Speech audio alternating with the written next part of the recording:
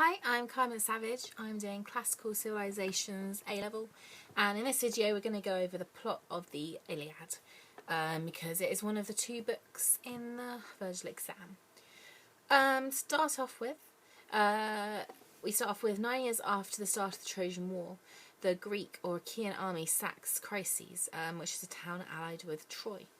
And during the battle, the Achaeans capture a pair of beautiful maidens, Chryses and Brises. I hope I'm pronouncing that wrong, but I find it funny that they rhyme. Agamemnon, the leader of the Achaean forces, takes Chryses as his prize, and Achilles, the Achaeans' greatest warrior, takes Brises. Now, Chryses' father, Chrysis. Okay, they look the same. I only ever read them. I know. Okay, Chryses' father, Chrysis. We'll just call them that. I'm pretty sure one of them is wrong. He serves as a priest of the god Apollo and offers an enormous ransom in return for his daughter, like literally loads, like all of his riches. But Agamemnon refuses Chryses back. Chryses then prays to Apollo, who sets a plague upon the Achaean camp. After many Achaeans die, Agamemnon consults the prophet Calchas to determine the cause of the plague. And when he learns that Chryses is the cause, he really reluctantly gives her up, but then demands Brises from Achilles as compensation. Achilles is very angry at this.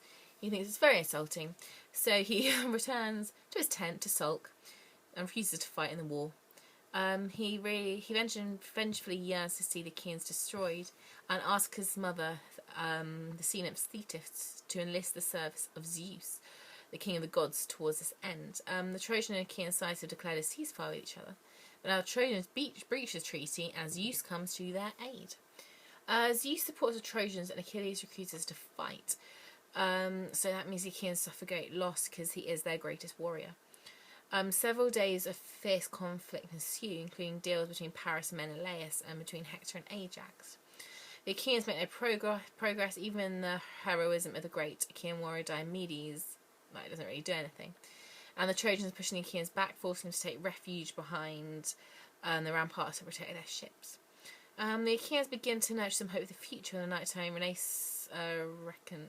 nighttime mission, I can't say that word, nighttime mission by Diomedes and Odysseus yields information about the Trojans' plans. But the next day brings disaster. Several Achaean commanders become wounded and the Trojans break through the Achaean ramparts. And they advance all the way up to the boundaries of the Achaean camp and set fire to one of their ships. It seems like they're about to be defeated because without the ships, the army will be surrounded at Troy and almost certainly destroyed, seeing as they've got no way out. Achilles is concerned for his comrades, but he's too proud to help them, like himself. So he agrees to a plan proposed by Nestor that will allow his beloved friend Patroclus to take part in battle. But Patroclus is going to wear Achilles' armour. Patroclus is a brilliant warrior, like he's really, really good. To be killed by Patroclus in war would be a great honour and stuff like that. And his presence on the battlefield helps the Achaeans push Trojans away from the ships and back to city walls because they think it is Achilles because he's wearing the armour. Apollo knocks Patroclus' arms to the ground. Hector slays him. Fighting them breaks out as both sides try to lay claim to the body in the armour. Hector is a brilliant warrior, by the way, and Hector ends up with the armour, but to the Achaeans, thanks to a courageous effort by Menelaus and others, they manage to bring the body back to their camp. When Achilles discovers that Hector has killed Patroclus, he's filled with such grief and rage because he loved him that he agrees to reconcile with Agamemnon and rejoins the battle because of all this anger he has in him and grief. Thetis goes to Mount Olympus and persuades the god Hephaestus to forge Achilles' new suit of armour because Achilles' suit of armour that's now in Hector's hands was brilliant, the best armour you could get. So he needs some that's still pretty good to be able to fight him. And she gives that to him the next morning. Hephaestus is lovely. We love Hephaestus. So go and read Hephaestus' fic because when we read it in class we were like, oh, Hephaestus. He's really sweet. He's up there. I really liked the Cyclops from the Odyssey. So yeah, they're up there together in my favourite characters. Achilles then rides out to battle at the head of the Achaean army. Meanwhile, Hector wasn't expecting Achilles to rejoin the battle He really thought he had killed Achilles, and I was pretty upset when he discovered he didn't. But he orders his men to camp outside the walls of Troy. But when the Trojan army sees Achilles, it flees in terror back behind the city walls, because obviously he's like the best fighter ever. So they're pretty upset that he's there, and they're like, no, run away. Achilles cuts down every Trojan he sees, because he's pretty awesome.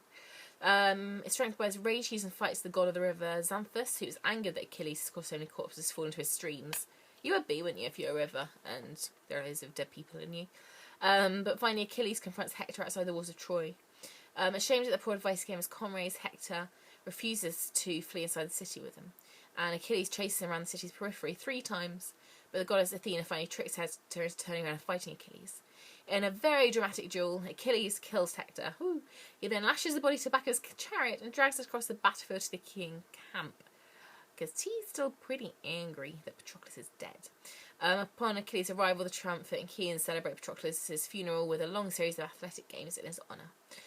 Each day for the next 9 days, Achilles drags Hector's body in circles around Patroclus' funeral bier, because he's not bitter at all. He's not upset at all. But at last the gods agree that Hector deserves a proper burial, and they have kept Hector's body preserved very well. So even though it's been dragged around all the time, it still is fine. Zeus sends the god Hermes to escort King Priam, Hector's father and the ruler of Troy, into the king camp. And Priam is very sad. Priam tearfully pleads with Achilles to take pity on his father, bereft of his son, and return Hector's body. Achilles is actually pretty good here. He invokes the memory of Achilles' own father Peleus, and Achilles realises that even though Hector's dead and stuff, that it's now Priam that's being affected, and Achilles shows great hospitality, inviting him in to sleep with him. Not sleeps in that, sleeps in. And Achilles finally relents and returns Hector's corpse to the Trojans. Both sides agree to a temporary truce, and Hector does receive a new hero's funeral.